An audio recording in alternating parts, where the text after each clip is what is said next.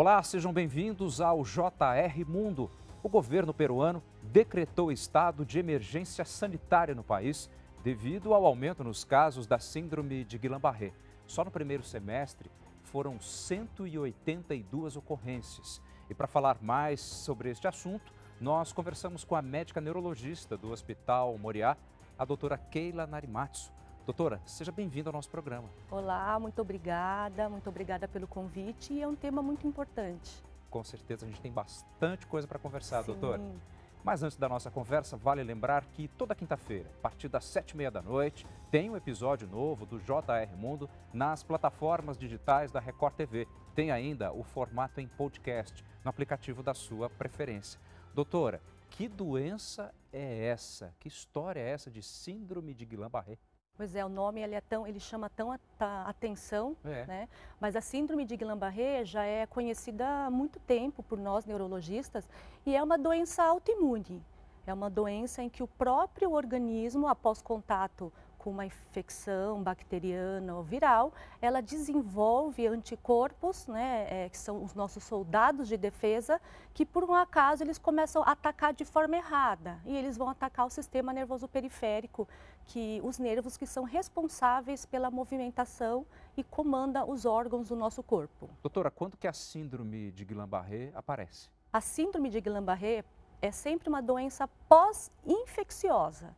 Então, existe sim uma predisposição, muitas vezes uma infecção, né, ou até vacinação, que o teu organismo vai ativar o sistema imunológico e aí sim pode acontecer a doença, a síndrome de Guillain-Barré. Doutora, antes da gente entrar mais específico no que está acontecendo no Peru, que foram 182 casos confirmados, inclusive com mortes, a senhora falou uma palavra que se a gente não conversar melhor sobre isso, pode gerar dúvidas. Vacinação. Em que circunstância a vacinação pode estimular o aparecimento da síndrome? Sim, então isso é um excelente tema, porque a vacinação, ela pode sim causar o Guillain-Barré, né? Então, o Guillain-Barré, a síndrome de Guillain-Barré, pode ser um efeito colateral da vacinação, mas isso é muito raro, é um efeito colateral incomum. Então, nessas campanhas de vacinação em massa, como foi agora, né, contra a Covid-19, as vacinas contra a gripe, Sim. as campanhas de dengue no passado, febre amarela, claro que há um aumento dos casos de Guillain-Barré. Por quê? Porque a vacinação foi em massa, milhões de pessoas foram vacinadas. Mas, então, acho que o que é importante as pessoas saberem? O Guillain-Barré pode aparecer depois de uma vacinação, de uma vacina? A resposta é sim. Entretanto, quando pesa o risco-benefício, o benefício de ser vacinado ainda é muito melhor do que o risco de se ter o Guillain-Barré. Tá? Então, é um efeito colateral, mas é muito incomum, é raro. Como, creio eu, que possam existir outros efeitos colaterais também devido a determinados tipos de vacinas. Sim, toda vacina ela tem seus efeitos colaterais, né? Tem pessoas que tomam uma vacina e não sentem nada. Assim como tem pessoas que tomam a vacina e ficam de cama, tem febre, dor no corpo. Mas pode causar sim as vacinas gerais contra vírus, bactérias, mas é algo incomum, é um efeito colateral raro a síndrome de Guillain-Barré. Doutora, vamos falar mais especificamente, então, sobre o problema que os peruanos estão vivendo. Segundo o Ministério da Saúde deles, foram 182 casos confirmados somente no primeiro semestre, inclusive com 4 mortes. Como é que nós podemos entender as mortes dentro desse quadro? É uma proporção expressiva? Como é que a senhora analisa? 4 mortes para 182 casos confirmados. Sim, o que a gente tem da literatura médica, a taxa de letalidade, a taxa de morte, né, depois que a pessoa adquire o Guillain-Barré, é em torno de 7%. Né? Então, ou seja, a grande maioria ela vai bem. É claro que tem o seu período de recuperação, o período de tratamento, mas a grande maioria vai bem. Só que existem os casos que são mais graves, quando há comprometimento da musculatura respiratória e a pessoa vai precisar do ventilador, aí sim, a taxa de mortalidade aumenta até 20%, né? E essas pessoas, elas acabam perdendo a vida por quê? por infecção pulmonar, uma internação prolongada, né? Correto. Então, sepsis, que é uma infecção generalizada, trombose, a embolia pulmonar e até por problemas cardíacos. Mas, no geral, a síndrome de Guillain-Barré, se diagnosticada de uma forma precoce e tratada, a grande maioria, ela evolui muito bem, o prognóstico é bom. E doutora, quais são os sintomas iniciais da doença? O sintoma clássico da síndrome de Guillain-Barré é uma perda de força, né? Então, uma dificuldade de andar, é uma fraqueza muscular que se inicia nos pés e de forma ascendente. Então, começa no pé e aos poucos ela vai subindo essa fraqueza. Então, claro que a pessoa ela vai se queixar do quê? De dificuldade para andar, de desequilíbrio, pela perda de força. É uma perda de força ascendente, né?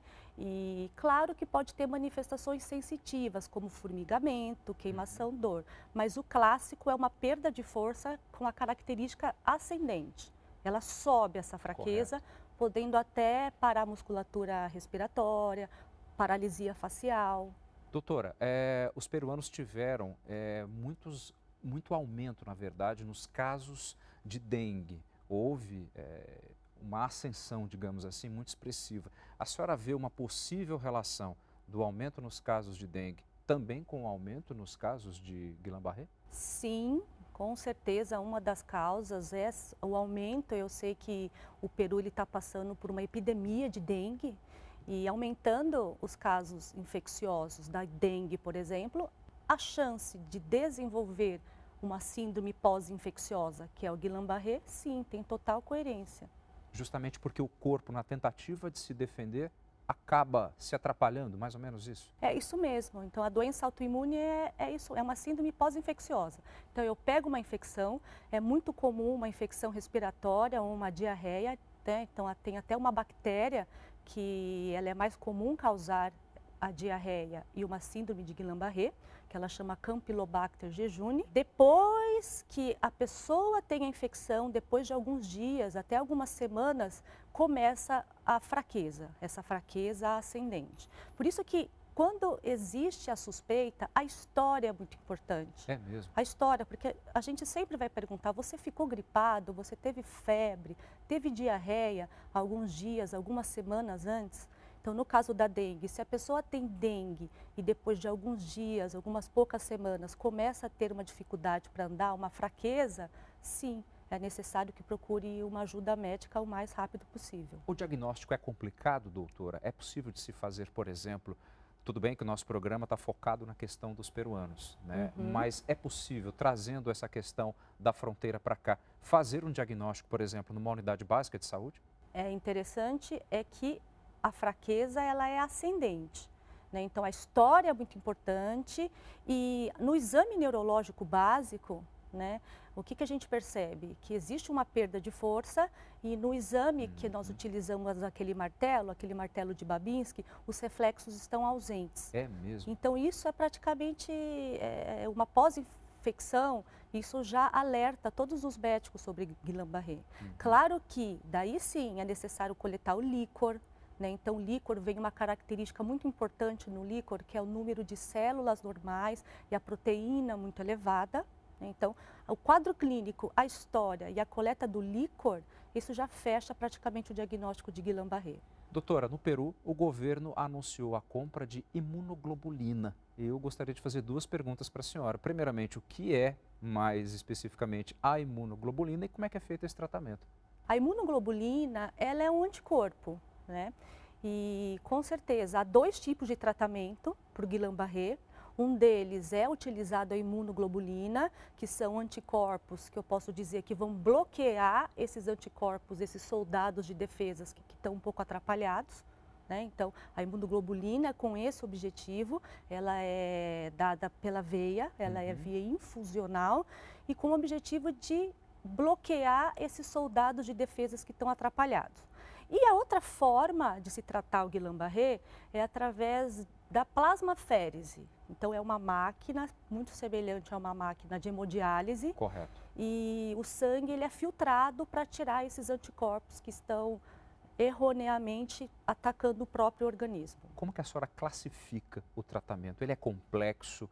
Ele tem um tempo determinado? Dá para resolver a questão com uma certa tranquilidade? 80% dos casos, eles evoluem bem com tratamento e depois com tempo de recuperação, né? Com fisioterapia, reabilitação.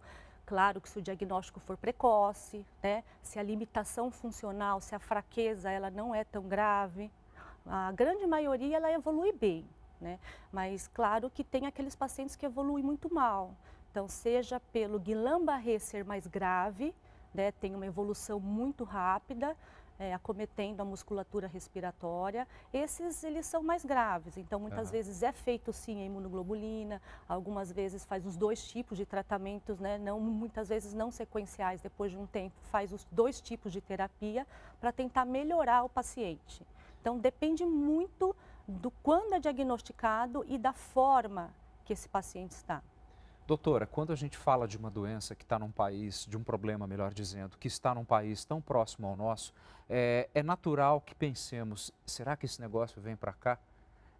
Como é que nós podemos entender a síndrome de Guillain-Barré dentro desse contexto? Porque não é um problema contagioso, não é assim? Não, então a síndrome de Guillain-Barré, com certeza, ela não é contagiosa. Então, acho que essa preocupação de ser um país próximo ao nosso e ter uma contaminação de Guillain-Barré, isso não vai acontecer, né? O que é importante para nós brasileiros é estarmos cientes que existe sim uma epidemia de dengue lá no Peru, e isso está gerando mais casos de Guillain-Barré. Isso serve para nós o quê? Para a gente atentar em relação a diminuir, né, as infecções, evitar as epidemias por dengue, zika vírus, chikungunya, dar atenção à parte de higiene pessoal, de lavar as mãos, de manipular alimentos. Né, da água também. Eu fiquei sabendo que Peru também teve alguma tempestade, teve algum ciclone, né, com muito alagamentos, inundamentos. Isso é uma segunda possibilidade, né? Talvez a infecção, a água contaminada, ela pode sim ter gerado infecções gastrointestinais, dado quadros de diarreia e, consequentemente, o aumento da chance de ter um síndrome de Guillain-Barré. Doutora, nós temos dados que mostram que no Brasil existem praticamente 4 casos para um grupo de 100 mil habitantes. A senhora acha que nós estamos em linha com outros países do mundo, por exemplo? 4 casos em 100 mil habitantes ainda é uma doença rara, né? Considerada uma doença rara. Mas se a gente for comparar com países desenvolvidos, né, a taxa aí ela é de 1 a 2 no máximo a cada 100 mil habitantes. Então, claro, 4 a cada 100 mil habitantes é um número pequeno, mas a gente tem que levar em consideração que ela pode acontecer. Se acontecer uma epidemia novamente que nós tivemos de febre amarela, de dengue ou um coronavírus, esse número 4 ele vai aumentar muito. E aí sim fica ainda mais preocupante, E aí né, doutora? sim é mais preocupante, né? Porque daí Não a dá pra gente vai descuidar. precisar de todo o recurso. Imunoglobulina é uma medicação cara, né? Então a gente calcula essa imunoglobulina por quilo de peso, ela é infundida em 5 dias. Então tudo isso gera um custo, é um custo muito pesado.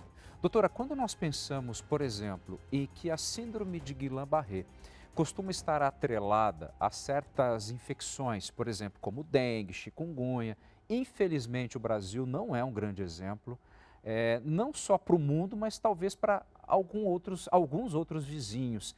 A gente pode fazer, doutora, talvez até uma associação com a nossa precariedade em saneamento básico e a predisposição natural que as pessoas acabam tendo de problemas em função disso?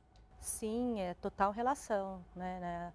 Quando tem essas epidemias de dengue, chikungunya, zika vírus, com certeza os casos de Guillain-Barré, eles devem aumentar, né? E isso está muito ligado a saneamento básico, né? Então a higienização dos alimentos, isso tem total relação. Doutora, a senhora falou no primeiro bloco que, na verdade, essas dormências costumam vir de baixo para cima.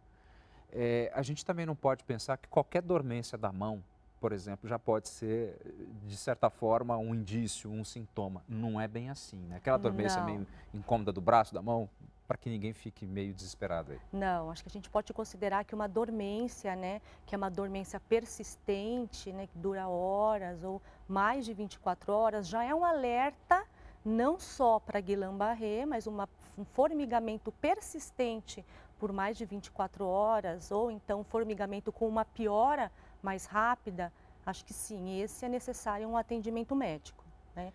E mais do que a sensibilidade, a fraqueza, é a perda de força muscular. Então é a fraqueza que começa nos pés. E às vezes é difícil para uma pessoa entender que está com a fraqueza no pé. Ela vai se queixar como? De desequilíbrio, dificuldade para andar, né? E isso piora. Então há casos que a piora ela é muito rápida, né? Mas no geral ela tem de ser de algumas horas e alguns poucos dias de uma síndrome infecciosa, de uma síndrome febril. Doutora, tem algum grupo que acaba ficando mais predisposto à síndrome de Guillain-Barré? Crianças, idosos, tem alguma relação? Sim, por ser uma doença até autoimune, em que o sistema imunológico ele está exacerbado, as pessoas com uma faixa etária entre 20 a 40 anos, elas são mais acometidas. Então a gente sabe que o idoso e a criança têm uma imunidade mais baixa, né, em relação a um adolescente e um adulto. Então, entre os 20 e 40 anos, os casos são mais comuns, mas claro, ela pode acontecer em qualquer faixa etária. E doutora, como ela está geralmente relacionada a um quadro infeccioso anterior, demora para aparecer a síndrome de Guillain-Barré em relação, por exemplo, a pessoa teve, vamos pensar em dengue, que é algo muito comum no Brasil, infelizmente. Demora para que se manifeste a síndrome de Guillain-Barré ou já é um atrás do outro? Não, ela precisa, o sistema imunológico precisa ser ativado, então a média de aparecimento é de depois de 5 dias, mas pode aparecer também depois até 30 dias. Até 30 dias? E nos casos de vacina até um tempo maior, tá? Mas não é imediatamente, mas geralmente é após alguns dias da infecção, do quadro febril, que começa a ter esses formigamentos e a fraqueza, a perda de força. Doutora, uma vez feito o tratamento, existe a possibilidade então das sequelas? E que tipos de sequelas são mais comuns, doutora? Principalmente a sequela motora, Motora. a dificuldade para andar, né? Então, com certeza, nesse momento, todo tipo de reabilitação, como fisioterapeuta, fonoaudiólogos, terapeutas ocupacionais, psicólogos, eles são muito importantes na recuperação, né, dessa pessoa que teve já um Guillain-Barré agudo que foi tratado, e também nos casos de dor, formigamento, alteração de sensibilidade, há o tratamento médico com medicação também, para melhorar os sintomas. Mas com certeza, feito o tratamento, a fisioterapia, a reabilitação, eles são essenciais. São essenciais. São. Existem casos em que as sequelas de fato acabam sendo graves, doutora? Um quadro de alguém que eventualmente tenha perdido temporariamente os movimentos das pernas. Existem casos em que talvez esses movimentos, mesmo fazendo fisioterapia, acabam ficando comprometidos mesmo? Sim, há casos de pacientes que até hoje eles têm a sequela do Guillain-Barré. Né? Então, Guillain-Barré, ele pode deixar um quadro sequelar, né, de movimento, principalmente os casos mais graves, os casos que acometeram a musculatura respiratória, né, que o paciente precisou de ventilação mecânica, ficou com uma internação mais prolongada. Então, nesses casos, o paciente ele pode apresentar uma sequela por anos, né? E há também um tipo, que eu posso falar, de um Guillain-Barré mais crônico. Então, a pessoa ela melhora daquela fase aguda, né, que foi feita imunoglobulina, ela melhora e depois de alguns meses ela piora novamente. E aí é como se fosse uma inflamação crônica que essa pessoa desenvolveu, uma doença autoimune crônica. Doutora, sendo um problema autoimune, existe a perspectiva, talvez por um outro problema, dengue de novo, enfim, uma infecção intestinal, como a senhora disse, existe a perspectiva de que a pessoa manifeste novamente a síndrome de Guillain-Barré por mais de uma vez? Sim, a síndrome de Guillain-Barré ela pode ser recorrente, Terrível. mas são casos mais raros, né? Sim. Então o Guillain-Barré por si só já é raro. E ter uma recorrência se torna mais raro ainda, mas pode. Há casos sim da recorrência. Então, como você mesmo falou, se eu peguei uma dengue e eu tenho um quadro de Guillain-Barré, isso não quer dizer que daqui a uns anos eu pego uma diarreia por uma bactéria bem específica, que é muito comum, e desenvolver também novamente a síndrome de Guillain-Barré. A senhora vê uma evolução no que diz respeito aos tratamentos que têm sido tão ágeis e tão eficientes também nesse aspecto? Existem outras opções? Como é que vocês trabalham com isso? A minha opinião é o Guillain-Barré, ela já é uma doença antiga, né? Então, em questão de tratamento da fase aguda, né? Então, a fisiopatologia é bloquear esses anticorpos ou fazer a filtração, limpar o sangue desses anticorpos. Então, isso eu não vejo ainda uma tecnologia, um tratamento revolucionário na fase aguda do Guillain-Barré. Mas, com certeza, na parte de reabilitação, né, isso cada vez mais vem se desenvolvendo técnicas de reabilitação que vão ajudar muito o paciente que tem a sequela do Guillain-Barré. Doutora, a gente viveu intensamente esse período da pandemia da Covid-19 e a gente via, pelo nosso trabalho e por todo o trabalho de vocês, que certas pessoas poderiam ter complicações maiores, pessoas com hipertensão, diabetes, sobrepeso, etc. No caso do Guillain-Barré, existe algum tipo de relação assim também? Dá para fazer alguma conclusão nisso? Em relação a doenças crônicas, por si só não. Certo. Né?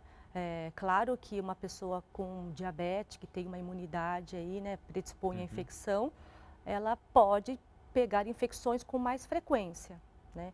Então, mesmo na Covid-19, na pandemia que nós passamos o fogo, né, os casos mais intensos, nós vimos muito Guillain-Barré, né? Então, todo o comprometimento do sistema nervoso central, que engloba cérebro, medula e o sistema nervoso periférico, que são os nervos, os músculos, nós vivenciamos muito Guillain-Barré, muitos AVCs, inflamações cerebrais, meningites. Então, todo tipo de infecção, qualquer tipo de infecção, sendo idoso, sendo obeso, tabagista, eles por si só podem desenvolver Guillain-Barré. Entendo. Doutora, agora uma pergunta que pode até parecer ingênua. Tem como prevenir?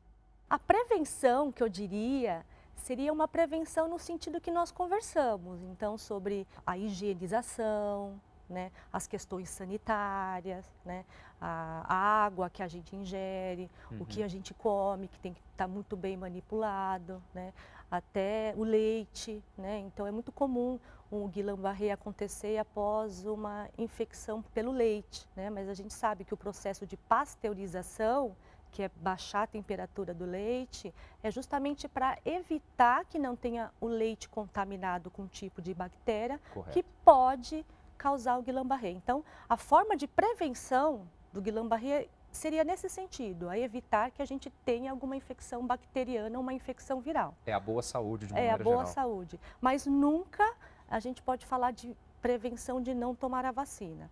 Ainda assim, a vacinação, quando se põe na balança, a vacinação, ela é muito mais segura, ela é muito mais importante do que deixar de tomar por conta do Guillain-Barré. Doutora, eu só tenho a agradecer as suas informações e a sua presença aqui no JR Mundo. Muitíssimo obrigado, viu? Eu que agradeço. Muito obrigada, Fábio. O JR Mundo vai ficando por aqui. Esse é o nosso espaço para debater questões de importância global.